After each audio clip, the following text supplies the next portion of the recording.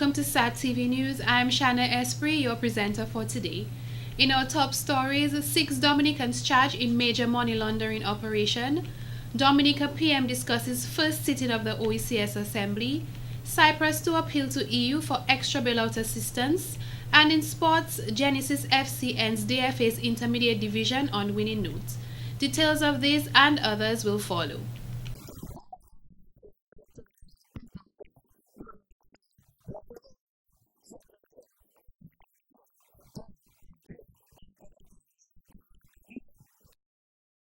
No child from 2012 onwards should be born with HIV. Even if you infected with HIV, you're still a human being. They're still living, they're still breathing, so we gotta love and respect them.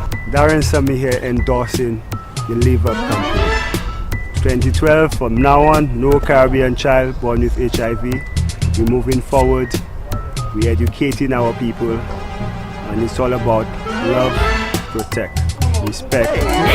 Live up, shout, live up, live up.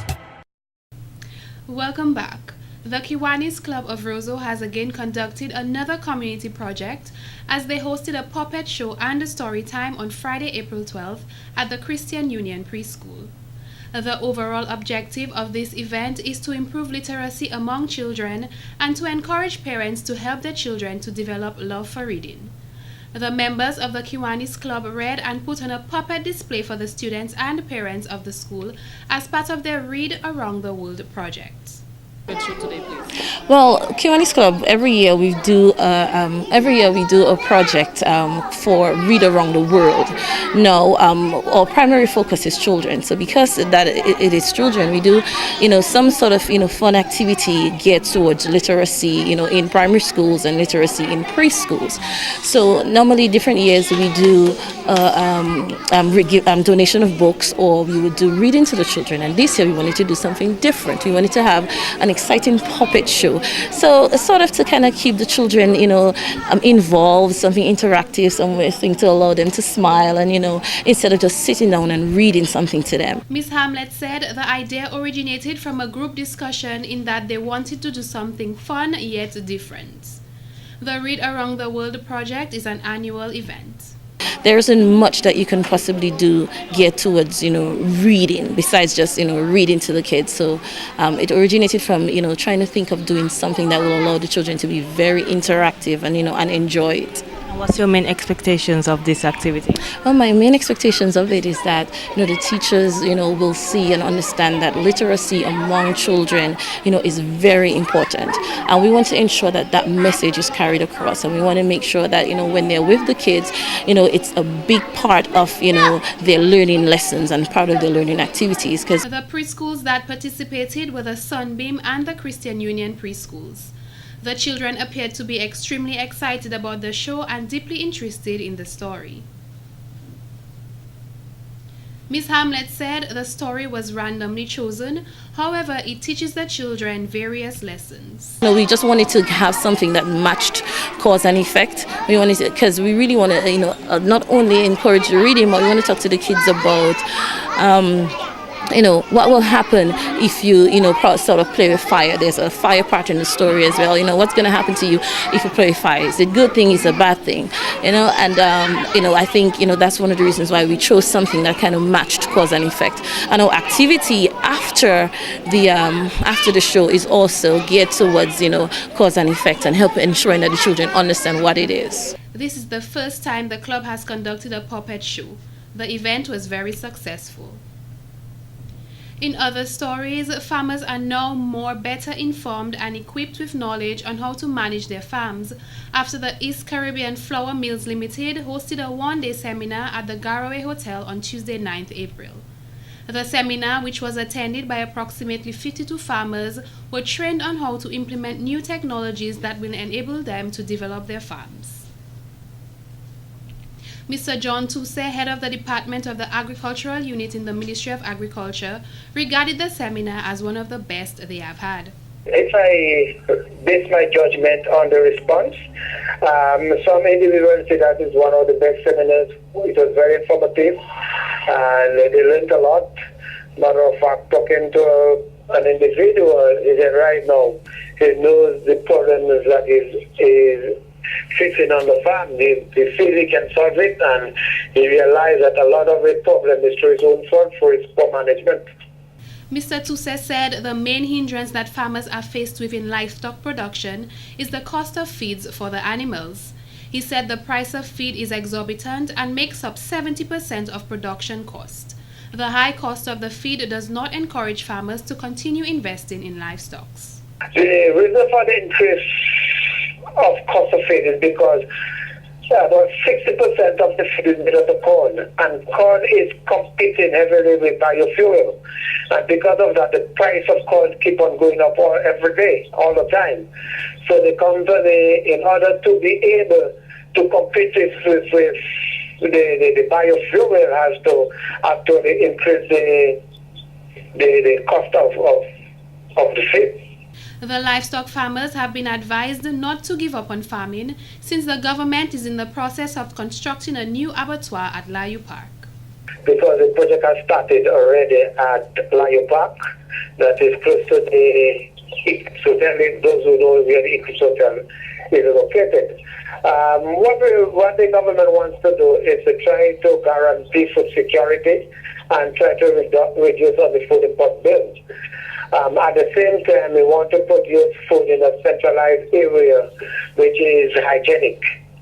The project is a free food project where the government is going to assist the farmer to produce, and also they're going to provide a proper market and the distribution of the feed. The new abattoir in its first phase after construction will only supply meat for local consumption, and the second phase will export to the French islands, which have already showed interest. It is very important to farm. People could make a business, but most of our farmers are not regarding farming as a business. But what the government wants to do is to actually encourage farmers to do commercial farming. That is why we are dealing with quantities. The abattoir which is going to be constructed will be able to slaughter 500 birds per hour. That is 4,000 birds per day in the first instance, and 50 pigs per day. Mr. Tuse urged farmers to continue farming as it has many long-term benefits such as food security for the island. In more news, the General Manager of Domonic Electricity Service Limited, Mr. Colin Cover, said there will be no immediate change at Domonic. He made the statement following the announcement of Light and Power Holdings Limited of Barbados acquiring a 52% interest in Domonic from WRB Enterprises Incorporated of Tampa, Florida, which took place on Wednesday, April 10th. Neither in the management of the company, not immediate, no, but I'm sure that Emir is going to come in and there might be some changes in structure. But there'll be no immediate changes. Let's say over the next 3 months, we don't expect any immediate changes. Mr. Cover said business will continue as usual as it relates to the plans of acquiring a new license from the Independent Regulatory Commission by 2015. Our processes, with all the processes, continue as usual. It's just that we now have a new executive management team from a different company. But all the processes, the licensing with the IRC will continue, our negotiations with the government about geothermal, all that will continue. We'll now probably get some new players added into the mix instead of, with us. But basically all the processes are continuing as is. He stated that public consultations were held in Roseau, Portsmouth, Marigot and Grand Bay following negotiations with the IRC. The IRC is now compiling the results of these public consultations. Mr. Cover mentioned that the IRC is contemplating giving Domonic 2 licenses, one in generation and the other in transmission and distribution of electricity. To date, he has received the results of the compilation of the generations license from the IRC, but they have not completed the transmission and distribution license, which he awaits. He also discussed the company's plan for geothermal energy. We expect that geothermal energy is something that will be beneficial for Dominica, and we are now starting to have some talks with the government. We've had 2 meetings so far with the government and the IRC, and we have, We had one schedule which had to be cancelled last week for a couple of reasons, and we have not yet set a new date for that. But we expect that sometime in the near future we'll be having our third meeting with the government and the IRC about how we can best bring geothermal to the Dominican public at the best possible rate for the customers. He said although Dominica boasts 365 rivers, hydroelectricity is not in abundance to adequately supply the country, and as a result, he is of the view that geothermal energy is the way to go. Mr. Kova also stated during the dry seasons, the water level of rivers drops, making them unreliable for hydro purposes. Countries that use hydroelectricity often have very large dams to ensure the constant supply of water. He noted that the acquisition of Domonic by LVH will result in a larger pool of talent, which will mean more training for their technicians and engineers. In more news, the University of the West Indies Open Campus of Dominica held its Recognition of Graduate Ceremony 2013 on Thursday, April 11th at the Fortune Hotel. Dr. Francis O. Sevre, head of the Open Campus, said recognition of graduate ceremony is a pleasant event and we should all feel a great sensibility of pride in celebrating the achievement of our sisters and brothers in their respective fields of endeavor. It is a day to treasure and relish your hard work, but also a day to remember that wait not for your supportive family, including spouses, parents, children, and the extended family, as well as friends. You may not have made it so far. I believe it is fitting, and indeed the Chancellor of the University of the West Indies, Sir George Allen, does it at every major graduation ceremony. So I'm going to ask you as well to do it, graduates, to stand and offer a big round of applause to family and friends who are present and show your support and love for them. Dr. Sevre added these are positive occurrences that we must be too cognizant of and rejoice. He said he, along with his staff, are particularly pleased to be a part of a great institution that allows them a golden opportunity to provide our society with premium academic leadership, schooling, and guidance. We have a team of dedicated faculty, course coordinators, and e-tutors who are part of a university with excellent pedigree, having been founded on the philosophy of providing the Caribbean with a cadre of well-educated people in diverse fields, and who set out to unlock the full and genuine potential of the region.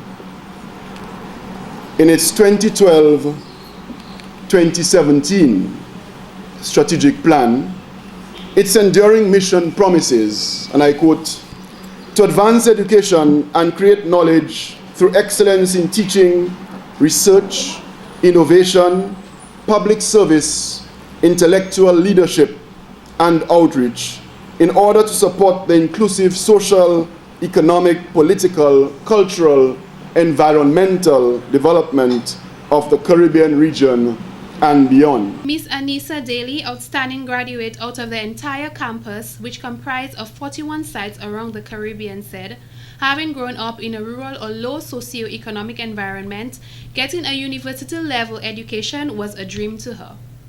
But this little girl, growing up in the hills of Marigot, cherished in her vibrantly beating heart that she would one day be a proud university graduate. Like so many of us in here, as my life unfolded, I became starkly aware that enormous financial resources were a critical requisite element for making my dream a reality, a requirement that I did not have, nor was there any easy way to acquire it. The only solution, it seemed, lay in putting my shoulders to the wheel and earning the money for my education. 45 students received recognition, and the University of the West Indies extends its congratulations to all. In other news, Mount Daniel resident Miss Sarita Akper, past student of the Convent High School and the Dominica State College, has been selected to join models from across the globe for the Top Model Worldwide event to be held in the United Kingdom. The event is scheduled for April 13th at the Hilton London Metropole Hotel. Top Model Worldwide is an international model search that seeks for the best new model from all over the world. Top Model Worldwide is a fashion and model industry backed search and does not have beauty pageant style heats or public text voting to select the finalist. The event includes titles and awards, great prizes, and career and educational opportunities for the winner. The final selection is made by conducting interviews by industry professionals. The 2013 Top Model Worldwide International Grand Final is part of an established London weekend fashion and model spectacular. The models will appear in a fully choreographed, high-profile, professionally produced 3-hour runway and entertainment extravaganza. 3 of 6 individuals who were charged in a large money laundering operation were bailed after they faced Roseau Magistrate Candia George on Friday, April 12. 20-year-old Bram Sanderson of Wesley, a former Mr. Domonic contestant, who was charged with conspiring with Stanley Kazimi and unknown persons to commit a money laundering offense and engaging in a transaction of receiving $71,534.05, believed to be proceeds of crime between March 14th to April 8th, 2013. He was bailed in the sum of $85,000 with his grandfather, Mr. Philip Bruno, as surety. He is to report to the Roseau Police Station on Mondays and Fridays between 7 a.m. to 7 p.m. and must submit all travel documents as part of these bail conditions. He was represented by attorney Gina Dyer Monroe. The trial in the matter is set for August 19, 2013. Raisa Alexander of Bath Estate was somewhat lucky as her bail sum was set at only $30,000, which her mother Euretha Ambrose stood as surety. She is to report to the Roseau Police Station on Mondays and Fridays between 7 a.m. to 7 p.m. and was ordered to submit all travel documents. She was charged with conspiring with Kern Bruno to commit a money laundering offense and engaging in the transaction of receiving $16,129.20, believed to be the proceeds of crime. 20-year-old Vixen Williams of Dailies was not as lucky as his bail sum was set at $100,000. His aunt Solange Williams stood as surety. He is to report to the Dailies Police Station on Mondays and Fridays between 7 a.m. to 7 p.m. He was charged with conspiring to commit a money laundering offense with Stanley Kazimi and unknown persons. Stanley was also charged with engaging in the transaction of receiving $90,393.41, believed to be proceeds of crime. 32-year-old Stanley Kazimi of Dailies, who resides at Grand Bay, along with 20-year-old Dominica State College student Kern Bruno, also of Dailies, was denied bail when they faced Magistrate Candia George on Friday, April 12th. The police prosecutor stated the men, if released, would interfere with their investigations and a flight risk. The men were charged with conspiring to commit a money laundering offense with Bram Sanderson, Raisa Alexander, and unknown persons. They were also charged with engaging in a transaction which involved $272,952.74, believed to be proceeds of crime between March 14th to April 8th, 2013. Attorney Gina Dyer Monroe, who represented the men, argued others charged for the same offense were bailed, so her clients should receive bail also. She also stated Kern Bruno is a student of the Dominica State College, and he being denied bail will put his education at risk and would prefer stringent bail conditions. However, her argument proved futile, as Magistrate George said she will deny bail to provide the police officers with more time to investigate the case. The trial is set for January 16, 2014. A female juvenile of Dailies who was charged with money laundering after she collected $94,896.08 was denied bail. She was also represented by Gina Dyer Monroe. In a separate incident, 31-year-old Eileen Lawrence of Bath Road, Roseau, who was arrested and charged with money laundering by having a Toyota RAV4 registration PS496 in her possession, valued at $45,000, that was derived from the proceeds of crime. The incident occurred between January 1st, 2011 and November 5th, 2012. She was bailed in the sum of $50,000 by her friend Cyrilla Paquette of Scott's Head. She is to report to the Roseau Police Station on Tuesdays and Thursdays between 7 a.m. to 7 p.m. and is to notify the police of any change of address. She was represented by attorneys Wayne Norde and Bernadette Lambert. The trial is set for August 19, 2013. Persons are warned that they should cease from engaging in any illegal activity or suspected illegal activity. One should not accept property, including money, from persons to facilitate any transaction, as it may just be money laundering and that person could be held accountable. We now go to Larry for Street Talk.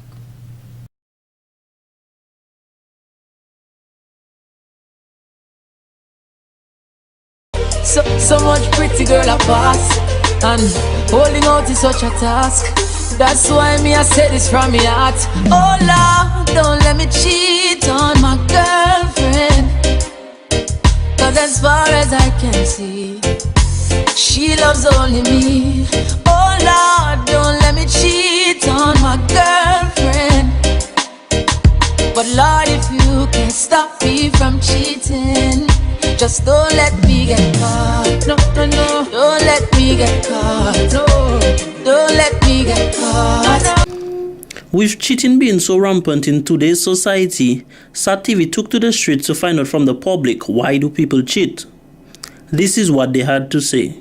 Well, there are many reasons why people cheat, but I will use myself as an example. If I have to cheat on my other half, it will be because he suffers from an erectile dysfunction.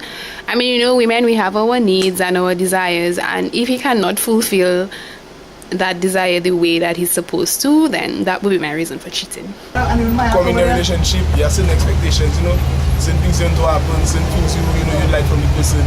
Probably because sometimes until you get in a relationship, sometimes it's, you know, probably could be the physical attraction, probably some of the person say at the time, some of the person were age. So probably, you know, just that expectation, it don't get met, you know, and as a result, people have to, you know, go on to grass. But it's all about survival as human beings, the church, so that's what it is, you know, survival and happiness. Why do people cheat? Because men and women are not satisfied at home. If they were satisfied at home, there would be no cheating. So that's why you think people cheat? Yes. No other reason? No other reason. My opinion now is because of disrespectful and love for one another, cause them kind of vibes. You know, we got to learn to respect one another and respect your empress like your sister and your brother, you know? Like your queen, empress, you know, love and respect. You know what I'm saying? Motivation, upliftment of humanity. You know what I'm saying? That is the way I have to live.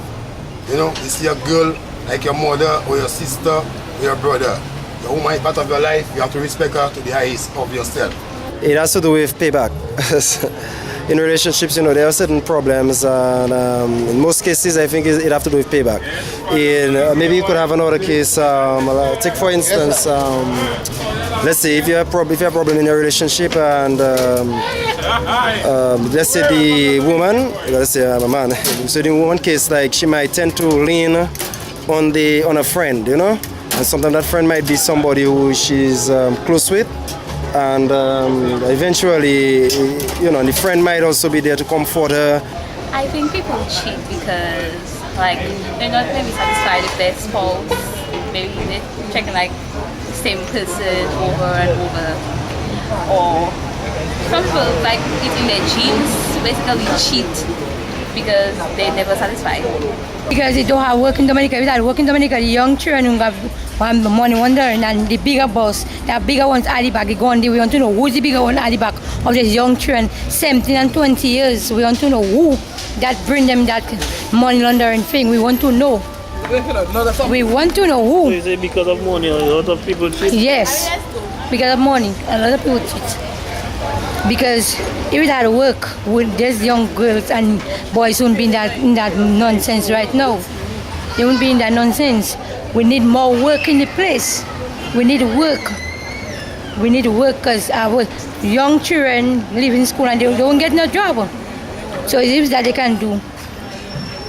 When our bigger body, high authorities see that, they will say something, well, their children need work. They need work to do. You understand? They need work. That's my point. In my idea, I would say nagging. You understand? Or in form of maybe sex.